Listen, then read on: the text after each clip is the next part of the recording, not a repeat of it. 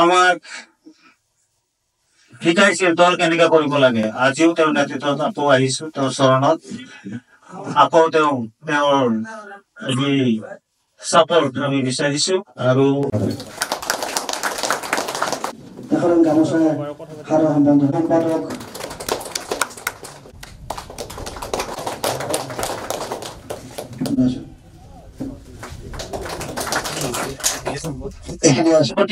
সন্মানীয় সুনীল কুমাৰ বসুমতাৰী ছাৰ।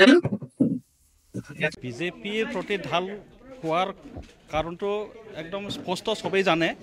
গোটেই ভাৰতবৰ্ষতে বিজেপিৰ প্ৰতি যে আস্থা আৰু বিশ্বাস আৰু সবল নেতৃত্ব আমাৰ নৰেন্দ্ৰ মোদীজী, তেখেতক বিশ্বাস কৰি তেখেতে যেনেকৈ পাৰফৰ্ম কৰিছে, সেই হিচাপত আমি দেখা গৈছোঁ যে গোটেই ভাৰততে বিজেপিৰ প্ৰতি মানুহবিলাক চম্বুকৰ নিচিনা জইন কৰি আছে। আৰু সেই নেতৃত্ব আমাৰ অসমতো ডক্টৰ হিমন্ত বিশ্ব শৰ্মাই দেখুৱাইছে। গতিকে সেই তেনেকুৱা নেতৃত্বটো দেখি আৰু আমাৰ যি আইডিঅ'লজি, আমাৰ ফিলচফি আৰু আমাৰ যি ডিচিপ্লিন, সেইটো দেখি পেলাই মানুহবিলাকে বিশ্বাস এটা হৈছে।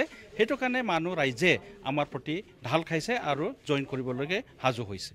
আমি দেখিলোঁ বিগত যিটো চৰকাৰ, সেই চৰকাৰত UPPL আৰু BJP চৰকাৰ, ইয়াতে BJPৰ 14টা, UPPLৰ 14টা MCLA লৈ আমি যোৱা নিৰ্বাচনতো অকলশৰীয়াকৈ খেলিছিল 26টা সমষ্টিত।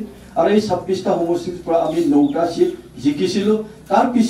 জিকাৰ পিছত আমাৰ দল আৰু ৰাইজক সেৱা কৰাৰ সুবিধাৰ্থে কিছুমান MCLA সকলে আমাৰ দলত যোগদান দিয়াৰ কাৰণে, পাঁচজন MCLA যোগদান দিয়াৰ কাৰণে টোটেল 14টা MCLA আমাৰ লগত থাকি UPPLৰ লগত চৰকাৰ গঠন কৰাত যথেষ্ট কাম কৰিব চেষ্টা কৰিছিলে। কিন্তু কিছু টেকনিকেলি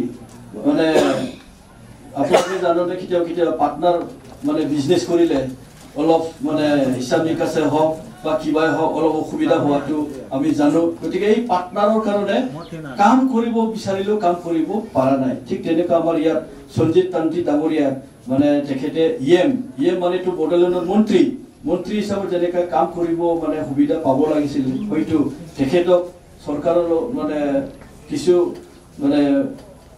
নেতৃত্ব দিয়াসকলে তেখেতক কিছু ক্ষেত্ৰত কিবা কৰি কিছু ফাণ্ড দিয়াত বা কিছুমান সুবিধা দিয়াত হয়তো তেখেতক ফুলফিল নকৰাৰ কাৰণে তেখেতে যি ৰাইজৰ আশা আকাংক্ষা পূৰণ কৰিব কিছু ক্ষেত্ৰত পৰা নাই। কিন্তু তথাপিও তেখেতে যিখিনি চেষ্টা বহুত কৰি আছে ইয়াত আৰু কৰি গৈ আছে। গতিকে এইটো চিন্তাধাৰা কৰিয়ে আমি আমাৰ অসমৰ মাননীয় মুখ্যমন্ত্ৰী ডক্টৰ হিমন্ত বিশ্ব শৰ্মা ডাঙৰীয়াই যোৱা বছৰো কোনো কিবা কৰা নাই, খেলিছে। এইবাৰো আমি নিজাববীয়াকৈ নিৰ্বাচনত অৱতীৰ্ণ হোৱা কথাটো ডিক্লেয়াৰ দিলে। আৰু ইয়াৰ লগে লগে আমাৰ সমগ্ৰ BTCতে আমাৰ কাৰ্যকৰ্তাসকলে এটা উৎসাহজনক স্থিতিত আমি দেখিবলৈ পাইছোঁ আৰু উৎসাহ এটা হৈছে। আৰু জিকাটো আহি থকা দিনত মানুহৰ ৰাইজৰ যি বিশ্বাস, যিটো নৰেন্দ্ৰ মোদীৰ আঁচনি, যিটো হিমন্ত বিশ্ব শৰ্মা ডাঙৰীয়াৰ ৰাইজক সেৱা কৰাৰ যি প্ৰয়াস, সেইটো দেখা পাই ৰাইজে অট'মেটিকেলি আমাৰ মাজত ভোটাৰ্ছ যথেষ্ট আছে, যথেষ্ট ভোটাৰ্ছ আমাৰ বাঢ়ি গৈছে। আৰু ইয়াৰ লগতে আপোনালোকৰ নিচিনা কাৰ্যকৰ্তা যদি আহে আৰু য'ত আমি সোমাব পৰা নাই, য'ত আমাৰ হল নাই, তাতো এতিয়া আমাৰ BJP দল হলটো হ'ব।